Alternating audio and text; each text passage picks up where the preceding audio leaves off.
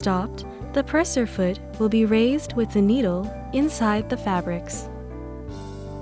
Change the sewing direction, lower the presser foot, and then start sewing.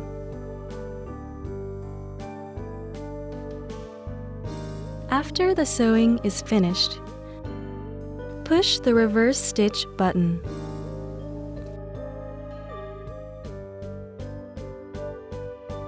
Reinforcement stitch is used for invisible lock stitch.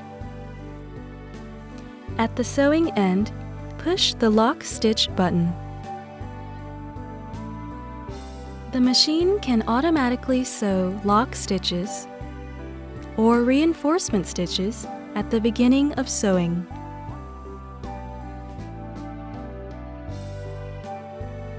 After selecting a pattern, you can press the automatic lock stitch and thread trimming button to display the symbol on the screen. By pressing it again, this marking is displayed and the stitch shifts to reinforcement. Place the fabric in the sewing start position and begin sewing. The machine sews a few back stitches or reinforcement stitches and continues. You can choose the stitch pattern at the sewing end. By pressing the reverse stitch button, the machine sews reverse stitches, stops sewing, and trims threads automatically. By pressing the lock stitch button, the machine sews reinforcement stitches, stops sewing, and trims threads automatically. It is possible to change the needle position with the zigzag width adjusting dial. Turning to the left, the needle moves to the left. Turning to the right, the needle moves to the right. It is possible to change the stitch length with the stitch length adjusting dial. Turning to the left, the displayed value becomes smaller and the stitch length becomes smaller accordingly. Turning to the right, the displayed value becomes larger and the stitch length becomes larger.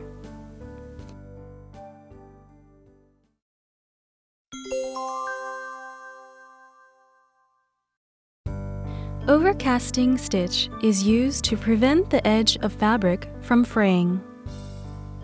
We'll use this overcasting stitch as an example. Use the overcasting presser foot C for this stitch. Turn off the power switch before replacing the presser foot. Select this stitch pattern. Push the fabric towards the guide and sew. If the fabric and guide are apart, it will not make a nice stitch formation. Make sure to guide the fabric along the guide and sew slowly.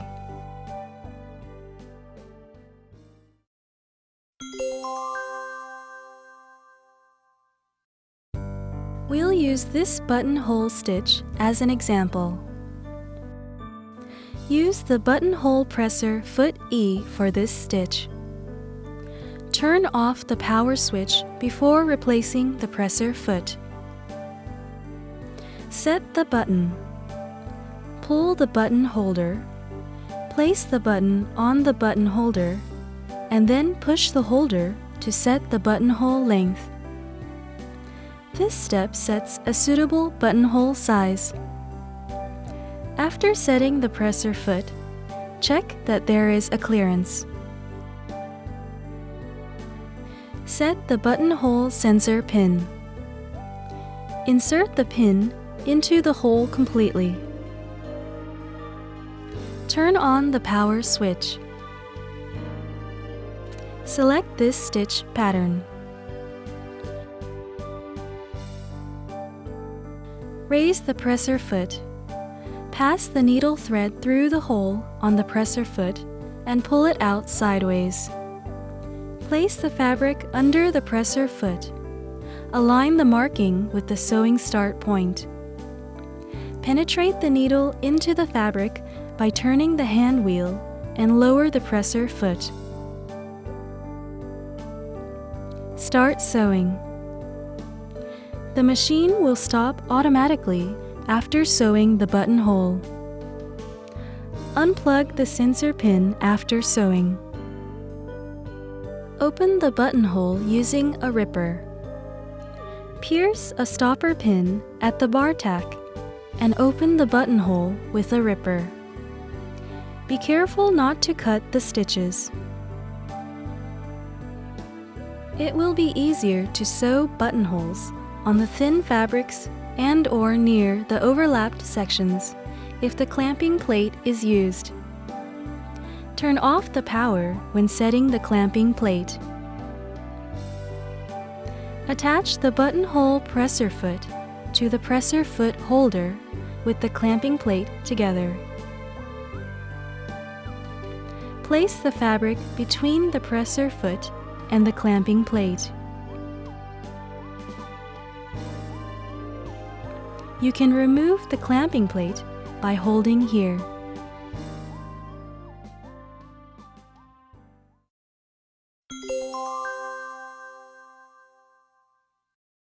We'll use this decorative stitch as an example. This stitch is used for decorating edging on items such as tablecloths, collars on blouses, etc. Use the manual buttonhole presser foot I for this stitch. Turn off the power switch before replacing the presser foot. Select this stitch pattern.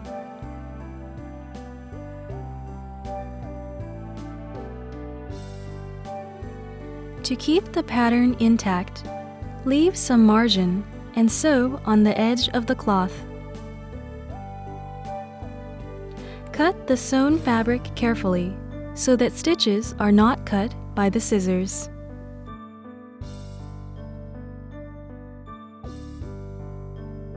You can sew a combination of decorative stitches that look like lacework. We'll use this decorative stitch as an example. Select this stitch pattern and sew. Next, select this pattern and sew aligning the inside line of the presser foot to the edge of the decorative stitch pattern. We'll use this decorative stitch as an example. After selecting a stitch pattern, press this button to make a mirror image of the selected pattern.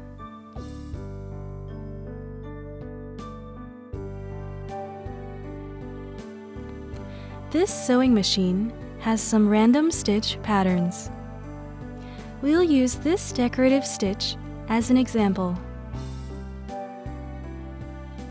The width can be changed automatically by section so that you can enjoy those patterns.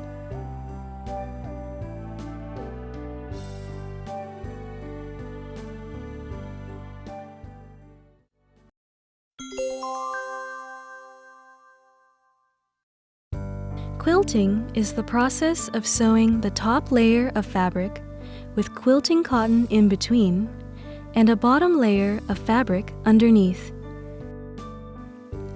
Put the top layer of fabric with patchwork and/or applique, quilting cotton, and bottom fabric together by using pin or basting stitches. By using the walking foot, the machine feeds both top and bottom fabrics together at the same time, so fabric shifting is eliminated. Use the walking foot N for this stitch. Turn off the power switch before replacing the presser foot. Remove the presser foot holder. Set the actuating lever on the needle clamp and insert the assembling point to the presser bar and tighten the set screw for the presser foot.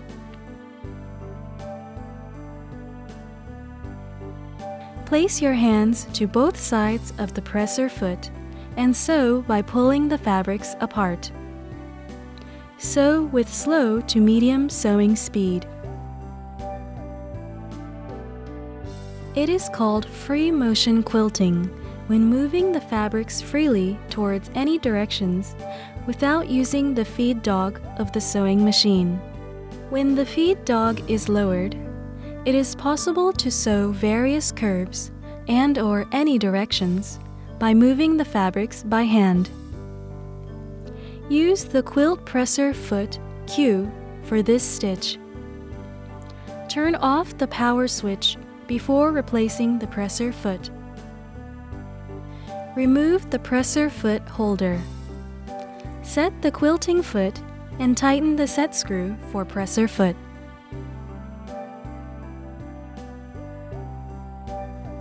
Move the drop feed knob to the right-hand side.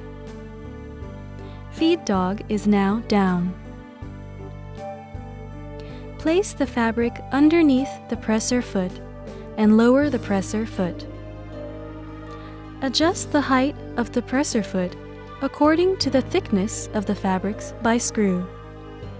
When the height is 1 millimeter from the surface of the fabrics, it will be easier to move the fabrics without interference. Use both hands to hold the fabrics and move it without letting it loose. The target stitch length is about 1.5 to 2 millimeters. When free motion sewing is finished, move the drop feed knob back to the left side. The feed dog will be up and engaged at the same time as the machine starts to sew. When you press the float function button, the marking will be displayed. By this function, you can sew fabrics with the presser foot a little bit up. This is good for materials such as quilting and velvet, which are easily shifted while sewing. When the button is pushed once again, this function will be cancelled.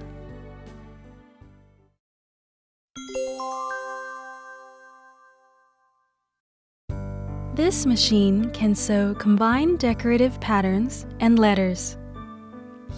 Use the manual buttonhole presser foot I for this stitch. Turn off the power switch before replacing the presser foot. In order to sew a pattern neatly, apply interlining and conduct a test sewing first.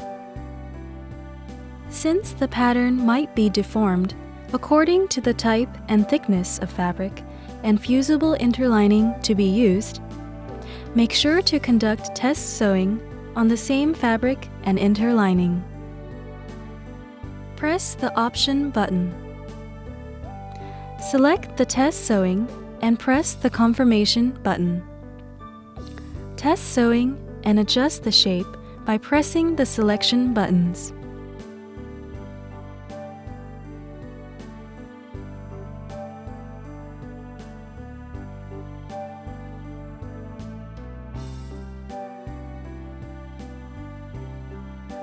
After adjusting, press the Confirmation button. Test sewing is complete. We'll use this pattern as an example. Press one-point letter selection button. Select the font. Press Pattern Selection buttons. Press one-point letter selection button. Select Decorative Pattern 2. Select this stitch pattern. Place the fabric underneath the presser foot and start. The machine will stop automatically when sewing is finished.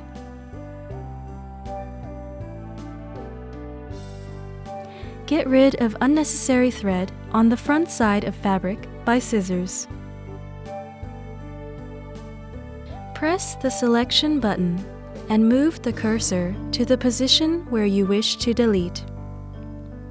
By pressing Clear button, the pattern on the cursor will be deleted. Press 1-point letter selection button. Select Decorative Pattern 2. Select this stitch pattern.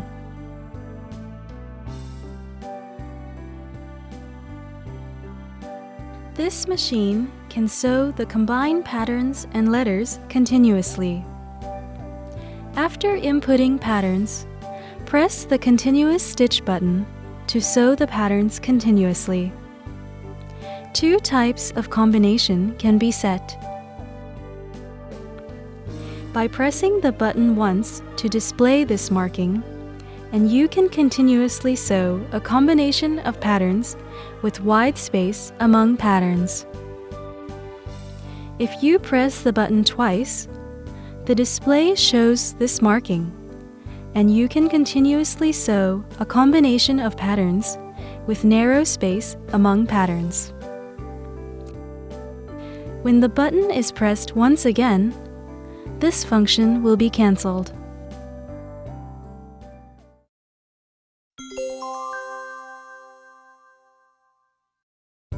The letters and 1-point patterns can be combined and saved for later use. Press Save Call button. Use the Selection button to select folder to save and press Confirmation button. Select Save and press Confirmation button.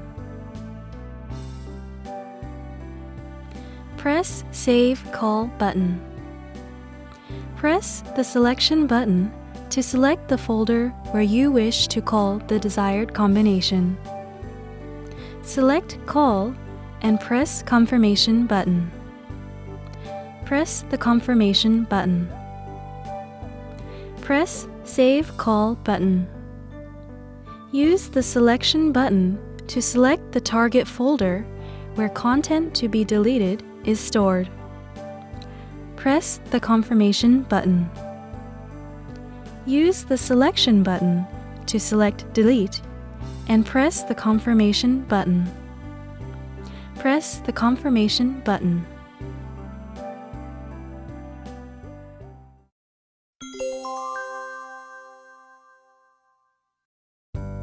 When changing the needle, turn off the power. Turn the hand wheel towards you until the needle comes to the highest position and lower the presser foot. Turn the needle set screw towards you 1 to 2 times and remove the needle. Hold the needle with its flat part away from you and insert it fully until it touches the stopper pin. Securely tighten the needle set screw.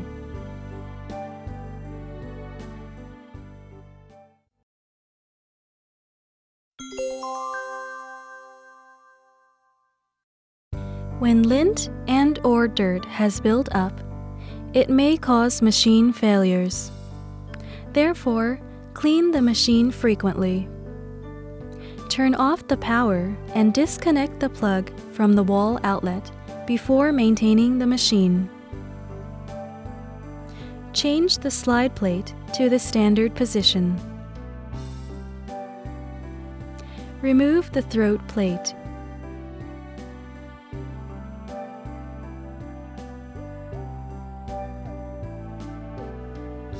Remove the bobbin case holder. Remove lint and dirt. Install the bobbin case holder so that points A and B touch each other.